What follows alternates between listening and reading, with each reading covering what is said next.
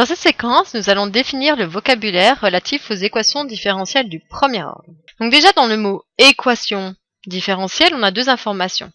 Le fait qu'on a une équation, donc ça va vouloir dire qu'il va y avoir des inconnus. On connaît bien des équations du type par exemple 4x égale 3. Ça c'est bien une équation. X étant l'inconnu. Ici on a une info supplémentaire, c'est qu'on nous parle de différentiel. Différentiel, ça fait intervenir la dérivée. Après on a un autre mot qui est important, premier ordre.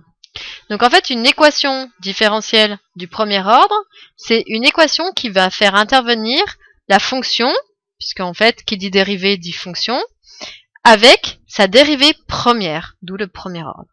Et puis on va avoir une deuxième info importante, ça va être avec second membre. Donc voici la forme des équations que nous allons étudier. Ça va être dans un premier temps que les équations à coefficient constant. Donc ça va être des équations du type a fois x' de t plus b fois x de t égale c de t. Alors c de t, c'est le fameux second membre. C'est-à-dire ça va être une fonction qui va nous être donnée. On aura deux coefficients constants, je vous disais, qui vont être le a et le b, qui vont être également donnés. La fonction qui va être inconnue dans cette équation, ça va être ce x de t, qui va être ici.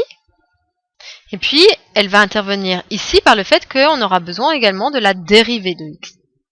Donc la fonction inconnue, c'est x de t, c'est-à-dire une fonction x de la variable t. Donc comme ici, l'inconnu c'était petit x.